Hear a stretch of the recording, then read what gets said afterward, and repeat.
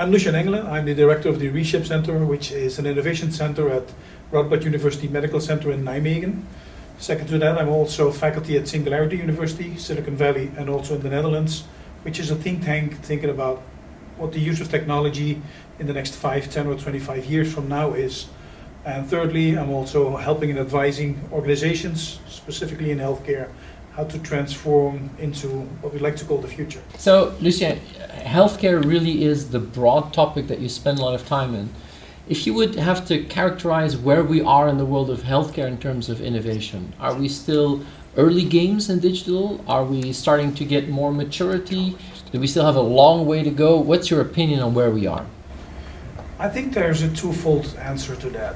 One is that medical inventions actually, are being adopted within the blink of an eye. If somebody preaches on whatever medical conference about a new digital tool that really is helping patients, it's being used the next week.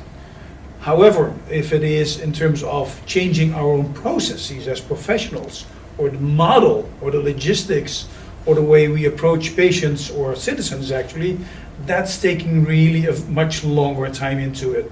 Because it's also more about the culture than it's about the technology actually. If you look at the broad range of innovations that might occur in healthcare, going from personalized medicine to being able to use digital as therapy, what are for you the most exciting areas that you think healthcare is going to be affected by technology in the next couple of years? Well, to me, positioning our center at the intersection of technology and patient empowerment, it's the latter. Due to all kinds of new technologies, we can reach out to patients and to citizens that at one point in time in their life might become patients actually. So the objective, but also the result of this technology, that we are empowering patients to have bigger control of their journey throughout their living with their condition, or being earlier in diagnosing that, not themselves, but based on all the signals. Let's face it, Apple is launching Apple Watch 3, which contains arrhythmia sensoring in it. This is a consumer device that gives you the option, might not be able to be technically diagnosed, but helping with collecting those kind of data. So the delocalization of healthcare, which is an ongoing effort right now, to me is the most profound impact that it can have. So the delocalization of healthcare, if you take that, then I see on the one hand regulatory, and on the other hand the establishment of the medical profession and community. How do you think those are going to play a role in this? I think regulatory in terms of delocalization of healthcare, government never have been preluded to the market. They're always following the development. So there's a lag time in it. However, for instance, in the Netherlands, I think that the Ministry of Health is very forward going on it. As of January 1st, they will launch a number of e-health interventions being reimbursed as one of the first countries to actually do that, and also making the legislation that goes with it. The second part in terms of the establishment indeed is getting used to what we like to call the new normal, as your own book was called like. This takes a while. I think actually it will take a generation. We've changed the curriculum of medical students and biomedical students as of 2015. So it takes like 7 years for them to graduate, and they have to bluntly work prior to get any authority in changing stuff.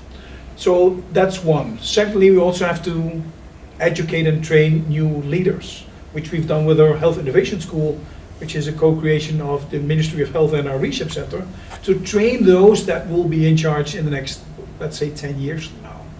But still, that's not something that's going on tomorrow. And that's actually the gap that we're seeing and that we're facing right now, where these new opportunities are kicking in and we're not ready.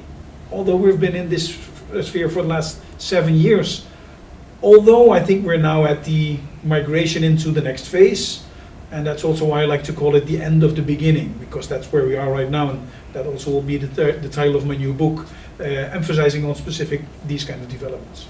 So tell us a little bit about this end of the beginning. I think the moment in time now ends where we have to create awareness. People know that it's going to change. People see that almost everything is possible.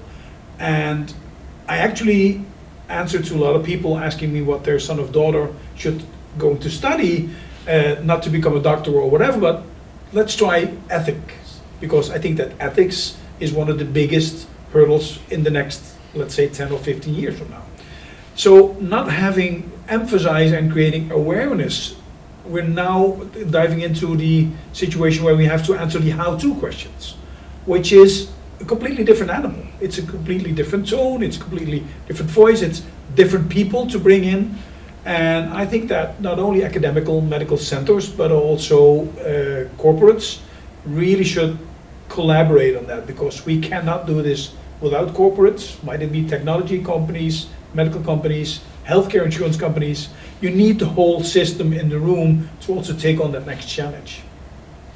If you look at the job market, in many sectors we're thinking about what is the impact of technology going to be on employment.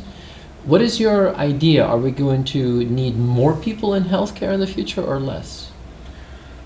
Well, that's a great question. I think that there's a couple of things to it.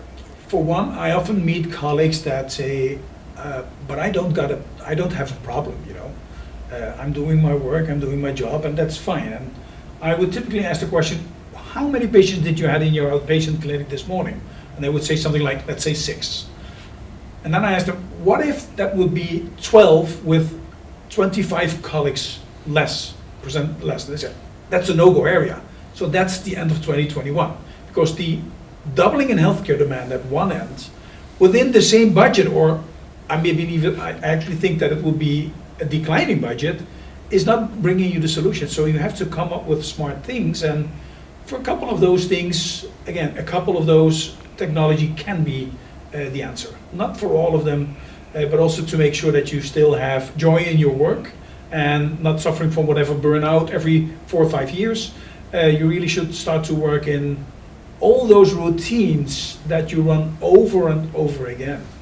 I've calculated in the end of 2014 for our board, in terms of answering a real estate question, that almost 70% of all routine stuff that we do at our campus, by the end of 2020, no longer will be done at our campus, due to technology and shift in the positions and the places where we deliver healthcare. So I think that's a broader answer to it. You teach at Singularity, faculty both in the US and in Europe. You're uniquely positioned to look at both the healthcare in the US and in Europe, which is fundamentally different. The way that we think about healthcare, reimburse healthcare, cost and quality. You see a lot of startup activity in the US because the system hurts and people need to find solution. Do you think that the situation in Europe, which is completely different from a payer perspective, is going to help, or is it going to make it slower to look at creative solutions? Well, I think that there's an opportunity to use best of both worlds, actually. Yes, startup community on health and healthcare is huge in the US, and we could use a bit more on that also in Europe. The other thing is that the no-nonsense approach to healthcare and delivering real quality for that same buck is something that's better operationalized in Europe. And let's face it, the Netherlands for the 7th subsequent year had the highest costs on healthcare, but also delivered the highest quality, which is completely the other way around, since worldwide the US has the highest cost and the worst quality actually. So we can learn for both. I like the dynamics, I like the speed of how things develop and the creativity. I think there's a lot of creativity in Europe as well. And interesting enough, we see a number of people stepping into planes, taking off to the US to see how it runs over there. Actually now, people are flying into Europe to start to get a hold on what we're trying to do within Europe. So I think that there's a great opportunity, and hopefully the next 5, maybe even 10 years will bring some of that. And I think that, for instance, in the Netherlands, Startup Delta, being headed by our special startup envoy, Prince Constantine from Orange, has done a tremendous job in that, and also creating awareness in the US that there's a different country out there as well that you could visit that also does awesome stuff. Cool. Maybe last question. I really like the end of the beginning. This idea of we're done raising awareness. We now have to make it work. We've got to do something.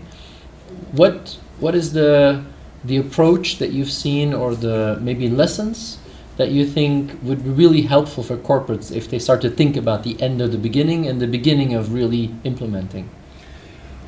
Well, one of the things that we did is that we've created this small cell, which we call the Reshape and Innovation Center, that is fenced in terms of budget, that's fenced in terms of authority, and has the opportunity to live in what we like to call a free state, to come up with great ideas and also to create coincidental meetings, because that's the thing we've seen over and over again in our own organization, but also in others.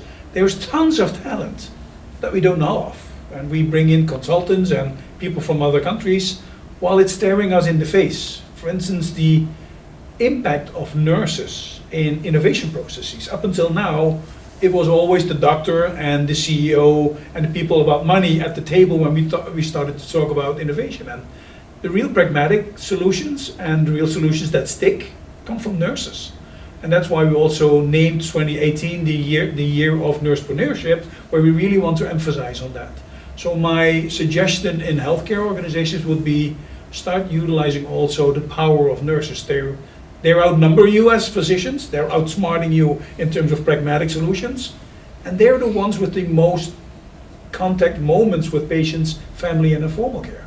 And second to that, start talking and listening to patients, family, and informal care themselves, because they have the real solutions that we often don't think of.